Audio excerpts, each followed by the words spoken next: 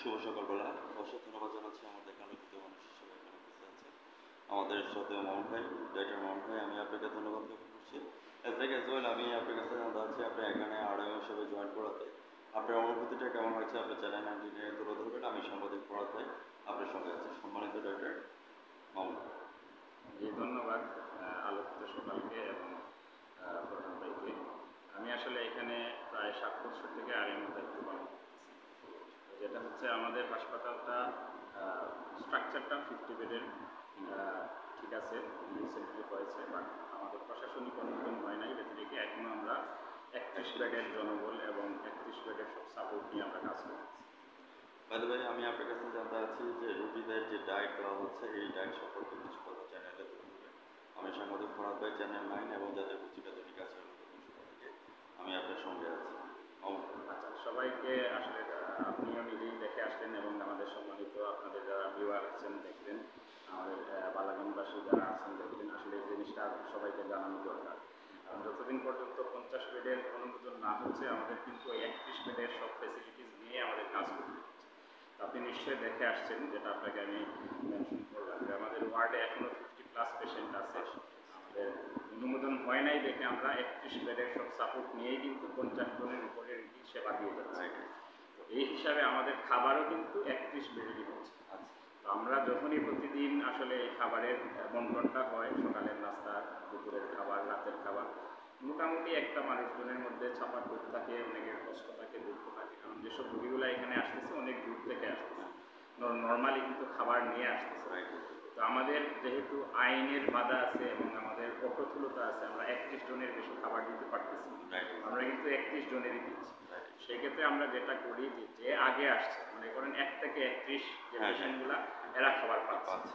32 থেকে 50, 51, 52 পর্যন্ত এরা আর পাচ্ছে। সেই ক্ষেত্রে যখনই 1 নাম্বার রোগীটা ছুটি হইলো আমরা 32 নাম্বার রোগীকে দিয়ে দিই। 2 নাম্বার রোগীর ছুটি হইলো আমরা 33 নাম্বার রোগীকে খাবার দিয়ে দিই। এটা আসলে অনেক কষ্টদায়ক, খারাপও লাগে, সবাইকে আমরা দিতে পারতেছি না। তো যারা আমাদের সম্মানিত ভিউয়ার্স আছেন, এলাকাবাসী আছেন, যারা নেতৃত্বে আছেন, বিভিন্ন সরকারের পর্যায়ে থাকবেন, ওনাদের কাছে রিকোয়েস্ট থাকবে যাতে আমাদের প্রশাসনিক অনুমোদনটা দিয়ে দেওয়া হয়, এটার জন্য যাতে কাজ করেন। আমরাও আমাদের প্রতি মাসের যে আমাদের মিটিং হয়, মাসিক মিটিং, সমন্বয় মিটিং বলেন, সিভিল সার্জন অফিসে, ডাইরেক্টর অফিসে, বিভাগীয় অফিসে যেসব মিটিং হয়, আমাদের সম্মানিত গেজেটেড ম্যাডাম উনি যান এবং আমরা প্রতি মাসে ইমেইলের মাধ্যমে কিন্তু আমাদের এই অবস্থাটা তুলে ধরি, যাতে 31 থেকে 50 বেডে এটাকে উপনীত করা হয়, এটা আমাদের রোগীদেরকে আমরা সেবা দিতে পারবো। পাশাপাশি যেটা হচ্ছে আমাদের ঔষধ নিয়েও সমস্যা। আমি এই 31 বেডের ওষুধ নিয়েই কিন্তু আমার 50 জনের উপরে পেশেন্টকে আমার সেবা দিতে হচ্ছে। কারণ আমরা চেষ্টা করি সর্বোচ্চ যাতে আমরা একজন মানুষকে বাইরে থেকে একটা ঔষধ যাতে না নিতে। সেই ক্ষেত্রে আমার দেখা যায় অনেক সময় আমার অপ্রতুলতা দেখা যায়, কারণ আমার ঔষধ, খাবার সবই হচ্ছে 31 বেডে। বাট আপনি নিজেই দেখে আসছেন আমার 50+ পেশেন্ট থাকে, এবং এটা সবসময়, শুধুমাত্র ঈদের সময় হয়তো কমে কিছু পেশেন্ট, আদারওয়াইজ সবসময় আমাদের 45, 50, 55, 60 এরকম পেশেন্ট। ডক্টর মামুন সাহেব, আমি আপনার কাছে জানতে চাচ্ছি যে আপনাদের এসডিজি গোলের লক্ষ্যমাত্রা কি, সাস্টেনেবল ডেভেলপমেন্ট, এই গোলের মধ্যে কিন্তু একটা জিনিস সবচেয়ে বেশি বর্তমান কেয়ারটেকার সরকার ইয়ে করেছে, সেটা হচ্ছে যে কিছু দালাল চক্র এবং কিছু প্রতারক চক্র আছে, বাইরে ঘুরে বেড়ায়, দালাল এবং প্রতারকের মারফত অন্য জায়গাতে নিয়ে একটা বিশৃঙ্খলা সৃষ্টি করে। এই ব্যাপারটা নিয়ে একটু আলোচনা করবেন, এসডিজি গোলের লক্ষ্যমাত্রা। এটা মামুন সাহেব। হ্যাঁ, আসলে যেটা হচ্ছে যে আমরা পাবলিক সার্ভিসে আছি, এখানে কিন্তু বিভিন্ন ধরনের মানুষ আসবে, বিভিন্ন মতের মানুষ আসবে, বিভিন্ন পেশার মানুষ আসবে, বিভিন্ন চরিত্রের মানুষ আসবে। আমাদেরকে কিন্তু সবাইকে খুশি রেখে আমাদের কাজ করতে হয়, এবং এটা আসলে একটা দুরূহ কাজ। তো আমি আছি এখানে, যেটা বললাম যে 7 বছর থেকে আরামের দায়িত্বে আছি, এবং আমি এখানে অনেকদিন থেকে আমার চাকরিতে আছি, 2013 সাল থেকে আমি এখানে আছি। তো সেই হিসাবে আমার এখানকার মানুষ, পরিবেশ সম্পর্কে মোটামুটি আমার একটা ভালো ধারণা হয়ে গেছে বিদায় আমার আল্লাহর রহমতে এখন পর্যন্ত আমি কোনো প্রবলেম ফেস করি নাই, এবং আমার সর্বোচ্চ চেষ্টা করতে থাকে যে সবাইকে খুশি করে দেওয়ার। আমার সাধ্যের মধ্যে, আমার ক্ষমতার মধ্যে আমি চেষ্টা করি সবাইকে খুশি করার, এবং এখন পর্যন্ত হাসপাতালে কোনো ধরনের কোনো অপ্রীতিকর ঘটনা ঘটে নাই। আমি যে 7 বছর থেকে আরএমও হিসাবে আছি, আশা করি এই ফাঁকে একটু কথা বলতে আছে। প্রশাসন বিভাগের মধ্যে আমাদের যে সিভিল সার্জন আছে এবং ওনারা আপনাদেরকে কোঅপারেশন দেন, আমরা তো আমাদের ঊর্ধ্বতন মহল থেকে আমরা সবসময় সহযোগিতা পেয়ে থাকি। আমাদের সিভিল সার্জন স্যার এবং ডাইরেক্টর স্যার কিছুদিন পর পরে আমাদেরকে এসে ভিজিট করে যান, কিন্তু তারপরেও যেটা না আসলেও সার্বক্ষণিক কিন্তু ওনাদের মনিটরিং, ওনাদের সুপারভিশন, ওনাদের ইনস্ট্রাকশন নিয়েই কিন্তু আমরা হাসপাতাল পরিচালনা করি। যেটা হচ্ছে যে অনেক মানুষ অনেক ধরনের কথাবার্তা বলে, অনেক ধরনের চাহিদা নিয়ে আসে, আমরা চেষ্টা করি পূরণ করার জন্য।